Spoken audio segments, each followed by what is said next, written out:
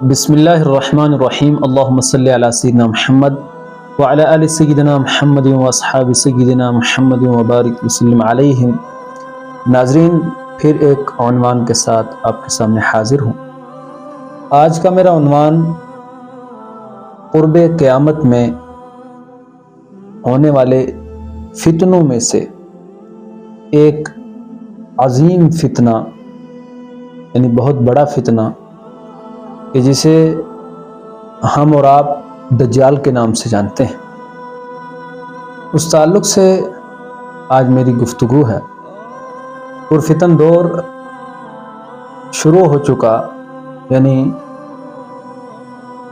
حضرت عمر فاروق رضی اللہ تعالیٰ عنہ کے دور ہی سے آہستہ آہستہ امت کے اندر بھی فتنے رونما ہوئے۔ پھر جوں جوں قیامت کی جانب ہم بڑھ رہے ہیں تو فتنوں کا ظہور ہونا ہے۔ میں نے پہلے بھی فتنوں کے تعلق سے آپ کے سامنے احادیث پیش کی۔ نبی علیہ السلام نے فرمایا کہ فتنے جب آئیں گے تو بارش کے قطرات کی طرح فتنے گھروں کے اندر داخل ہوں گے۔ انہی میں سے ایک فتنہ جس کے تعلق سے آپ کے اور ہمارے آقا صلی اللہ علیہ وسلم نے پہلے ہی متنبہ فرمایا، وہ فتنہ کیا ہے؟ وہ فتنہ دجال کا فتنہ ہے۔ ناظرین، دجال طرح طرح سے اپنی جو اس کی طاقت ہوگی، شیطانی طاقت، وہ اس کا یعنی اظہار کرے گا اور لوگوں کو گمراہ کرنے کی کوشش کرے گا۔ اور یہ بھی آتا ہے کہ دجال کے ہاتھ میں جنت ہوگی اور ایک ہاتھ میں جہنم ہوگی، روٹیوں کے پہاڑ ہوں گے، یعنی طرح طرح کی چیزیں وہ کہ جو انسانی عقل ایکسیپٹ جنہیں نہیں کر پائے گی، وہ چیزیں وہ دکھائے گا اور پھر زمین کا چکر لگائے گا۔ ناظرین، آج ہم اگر اس دور کے اندر دیکھتے ہیں تو ابھی آپ سوشل میڈیا پہ دیکھ رہے ہوں گے ایلینز کے تعلق سے گفتگو چل رہی ہے۔ اگرچہ اس وقت وہ میرا ٹاپک نہیں ہے، وہ کیا چیز ہے، طرح طرح کے لوگوں کے اپنے اپنے تھاٹس اس تعلق سے موجود ہیں اور اس پر گفتگو بھی موجود ہے۔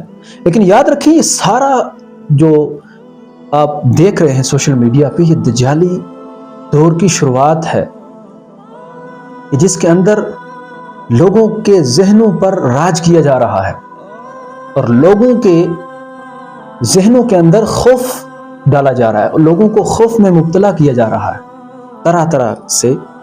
اور یہ جو آج میں آپ کے سامنے ٹاپک پیش کروں گا، یہ اس لیے بھی اہم ہے ناظرین کہ آج سارے لوگ ذہنی خلفشار کا شکار ہیں، ٹینشن کا شکار ہیں۔ تو اس سے بچنے کا راستہ کیا ہے؟ تو اپنی امت کو نبی علیہ السلام نے اس تعلق سے بھی یعنی اکیلا نہیں چھوڑا۔ حالانکہ کوئی بھی نبی علیہ السلام کا ایسا عمل کہ جو ظاہراً ہمیں لاچاری اور بے بسی کا بتلائے، وہ ایسا نہیں کہ معاذ اللہ رب العالمین نبی علیہ السلام لاچار ہیں، بے بس ہیں، بلکہ ناظرین وہ عمل تعلیم امت کے لیے ہے۔ اسی تعلق سے بخاری شریف کی حدیث میں آپ کے سامنے لے کر حاضر ہوں، جو حضرت عائشہ رضی اللہ عنہا سے مروی ہے۔ آپ فرماتی ہیں ان عائشہ رضی اللہ عنہا قالت سمعت رسول اللہ صلی اللہ علیہ وسلم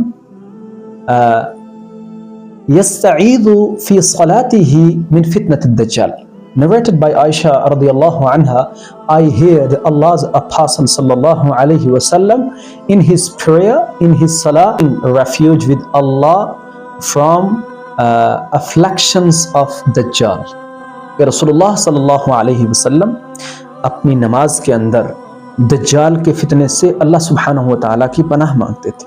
تو ناظرین، انبیاء علیہ السلام کا عمل کہ جو ایسا عمل ہو دکھنے میں ظاہراً بے بسی پر دلالت کرے، وہ تعلیم امت ہوتا ہے۔ تو یہ ہمارے لیے تعلیم ہے کہ ہم بھی اس پرفتن دور کے اندر، جہاں ذہنی ٹینشن ہے اور طرح طرح کے ایک فتنے سے انسان یعنی رستگاری حاصل کرتا ہے، چھٹکارا حاصل کرتا ہے، دوسرے فتنے کی طرف انسان کا ذہن جاتا ہے۔ تو ایسے پرفتن دور کے اندر ابھی دجال کا یعنی فزیکلی طور پر ظہور نہیں ہوا، لیکن اس کے جو سائنس اور جو شیطانی چیزیں ہیں، ایکٹیویٹیز ہیں، وہ مارکیٹ کے اندر، ہمارے اس ماحول کے اندر، سوسائٹی کے اندر پہنچ چکی ہیں ناظرین۔